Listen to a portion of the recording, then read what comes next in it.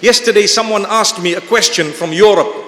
The question was, if Allah knew that we are going to heaven and hell, and if Allah has determined the whole future, why did He make us? Why didn't He just put us where we were belonging in the first place? So I told him, I said, when you have a court case, is it fair for the judge to just say, right, I'm jailing you, without proving you or to you the evidence? You did this, you did that, you did this. Look at what you did. The evidence is against you. You now deserve this. So Allah subhanahu wa ta'ala did not impose on us certain matters. He has given us a choice regarding. You are sitting here. It was in the knowledge of Allah. It was decreed by Allah. Indeed. But He gave you the capacity and the choice. Subhanallah. He will not punish you for what you did not have a choice regarding. If something happened beyond your choice, say for example, something disastrous happened. You were driving according to the speed limits and suddenly someone decided to break the limits, or they made a mistake, they bumped into you and you were injured. You are not going to be asked, why were you injured? That man is going to be asked, why were you driving recklessly? So that was not in your capacity. It's qadar.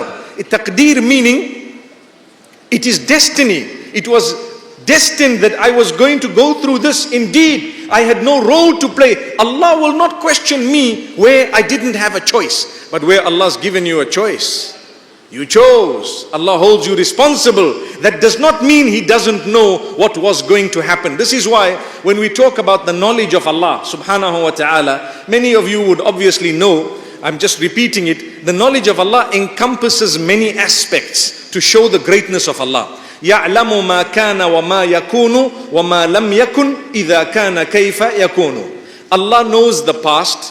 He knows the past. مَا كَانَ.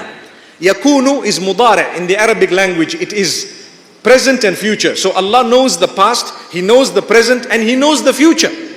But there is something more than that Allah knows, which is amazing. Allah knows that which was not going to happen and will not happen. If it were to happen, how it would have happened, Allah knows it already. Can I give you an example from the Quran? In Surah Al-Kahf, and I'm sure we read it, Allah subhanahu wa ta'ala speaks about certain incidents that happened between Musa alayhi salam and Al-Khidr.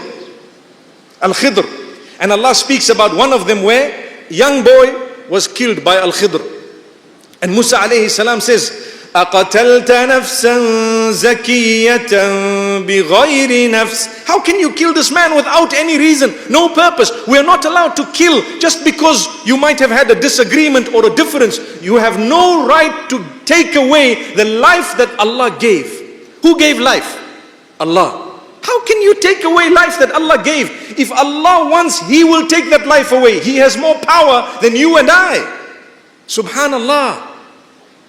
So Al-Khidr says, look, you don't know what I've done. Just leave it.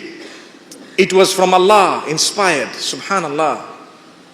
And then he explains that had this child grown older, he would have been a source of misfortune for his parents and a source of sadness, a source of perhaps harm to his parents. Therefore, Allah chose to take him away at an early age to avoid his parents suffering and him to actually end in a bad way. So it was the blessing of Allah. What I learned from this, the biggest lesson is Allah knows that which was never going to happen.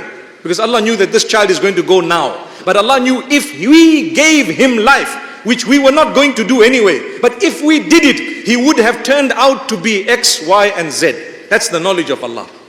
So if you did not come here today, where you would have been, Allah knows. But Allah also knew that you were going to come here. It is so amazing that sometimes it confuses the mind. You need to sit and think about it.